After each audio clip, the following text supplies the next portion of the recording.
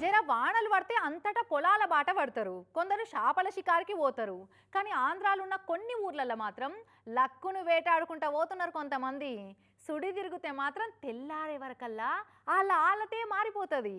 ఒక్క రోజుల్నే లక్షాధికారులు అయిపోవచ్చు. నెల రోజుల సంధి గుడారాలు వేసుకొని గుడిమెట్ల అనే ఊర్లో ఎట్లా వజ్రాల కోసం పాదులు తవ్వుతురో చూస్తే పర్షానోడు పక్క.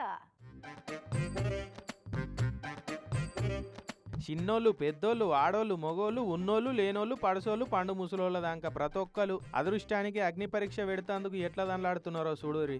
వీళ్ళంతా ఓపిక కొద్ది కూర్చొని గడ్డపారలతోటి పెద్ద పెద్ద బొరియలు తవ్వుతున్నారు కదా.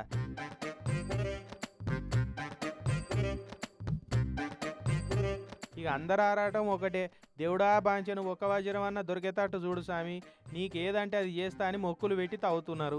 ఎన్టీఆర్ జిల్లా చందర్లపాడు మండలం గుడిమెట్లను వెనకట మహారాజులు పాలిచ్చిరట. ఇక రాజులు పోయిరు, రాజ్యాలు పోయినాయి, కానీ వాళ్ళు రాజ్యం వెళ్ళినప్పుడు వడేసుకొని పోయిన వజ్రాలు ఇంకా భూమిలోనే ఉన్నాయని నమ్మికతోటి వాటి కోసం ఎంకులాడుతున్నారట వీళ్ళంతా.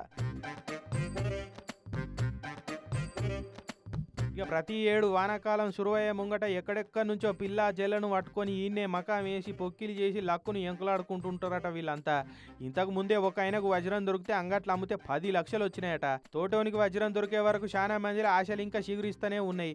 దేవుడు కరుణిస్తే మన ఫేటే మారిపోతుందన్న ఆశతోటి ఎంత యాష్టకు వచ్చినా తవ్వుతూనే ఉన్నారు.